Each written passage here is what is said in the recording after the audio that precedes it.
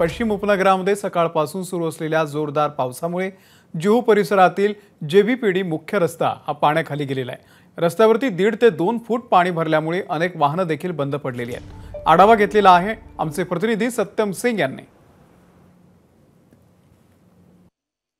मुंबईसह पश्चिम उपनगरात आज सकाळपासून मुसळधार पाऊस सुरू आहे, त्यामुळे पश्चिम उपनगरात सखल भागांमध्ये पाणी भरलं आहे। आपण आहोत सध्या जुहू परिसरात पाहिलं तर रस्ता आहे जो नद्यांचे स्वरूप धारण केला आहे। या ठिकाणी आपण पाहिलं तर जेबीपीडीचा मुख्य रस्ता आहे, तर मुख्य रस्त्यावर आहेत 1 ते 1.5 फूट पाणी भरल्यामुळे आहे तर वाहनं आहेत ते देखील गाड्या बंद पडताना दृश्यामध्ये पाहायला मिळत आहे। काही गाड्या जी आहेत एका लेनमध्ये आहेत, ते एका साईडनी ज्या साईडला पाणी कमी आहे त्या ठिकाणी मार्ग काढताना आपल्याला एकंदरीत दृश्यामध्ये पाहायला मिळतं।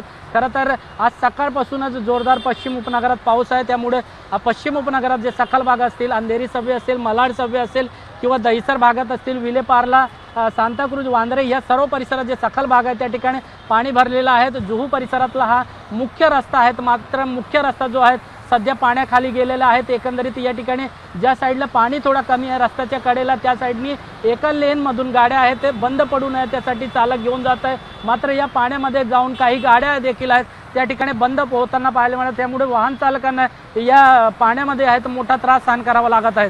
कॅमेरामॅन अनिल पवार सोबत सत्यम सिंग, एबीपी माझा, मुंबई। एबीपी माझा, उघडा डोळे बघा नीट।